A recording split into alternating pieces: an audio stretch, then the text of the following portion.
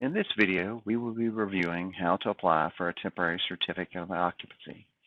First, you will need to log into your Build Henrico account at build.henrico.us. Once you log in and are on the main home screen, you can find the permit in question from your My Activities tab, as it will have the permits with the most recent activity. In the event that you do not see your permit listed in your My Activities tab, you can find it by going to the search function in the top right of your Build Henrico account, and you can search for the permit by address or search by permit number.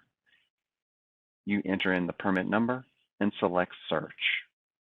But for today, we are going to be using the My Activities tab because the example for this is the very first one. You will start by selecting the permit to open up the permit, and it will come to the Details tab. And when it opens up, you can scroll down and you will see many different buttons on the right side. The very first one is Request Extend Temporary CO, which is what you will want to select.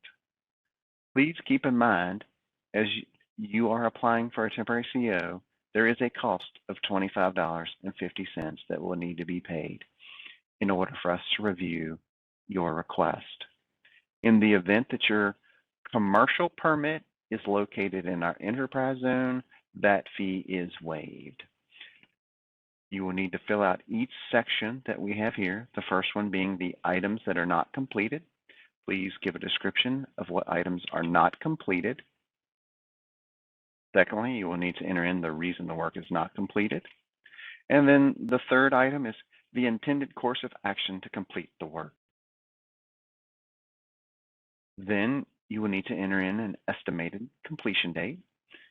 And I said 2 weeks, so I'm going to go with November 4th.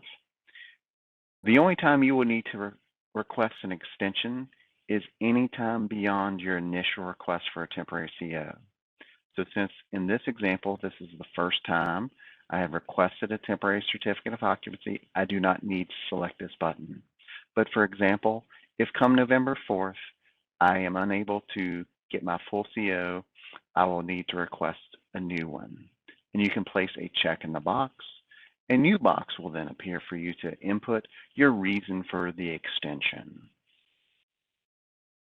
After you fill out the necessary fields, please select the pay fee and request temporary CO.